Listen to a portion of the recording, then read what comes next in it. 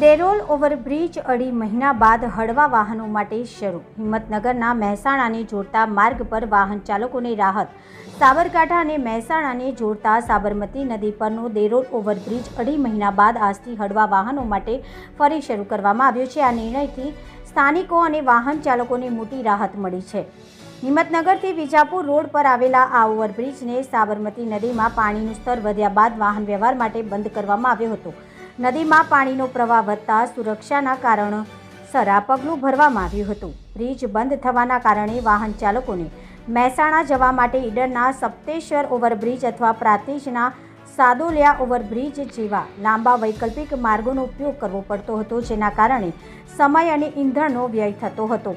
સાબરમતી નદીમાં પાણીનો પ્રવાહ ઓછો થયા બાદ મહેસાણા માર્ગ અને મકાન વિભાગ દ્વારા દેરોલ ઓવરબ્રિજનું નિરીક્ષણ અને પરીક્ષણ કરવામાં આવ્યું હતું. મંગળવારથી 2.5 ટનથી ઓછું વજન ધરાવતા અને 2.5 મીટરથી ઓછી ઊંચાઈ વાહનો માટે બ્રિજ પર અવરજવર શરૂ કરવામાં આવી છે. જોકે ભારે વાહનો અને એસટી બસોની હજુ પણ આ ઓવરબ્રિજ પરથી પસાર થવાની મંજૂરી નથી. આ વાહનો માટે વૈકલ્પિક માર્ગોનો ઉપયોગ ચાલુ રહેશે. Reporter Hamid Mansuri, BN news Gujarati, Sabarkantha.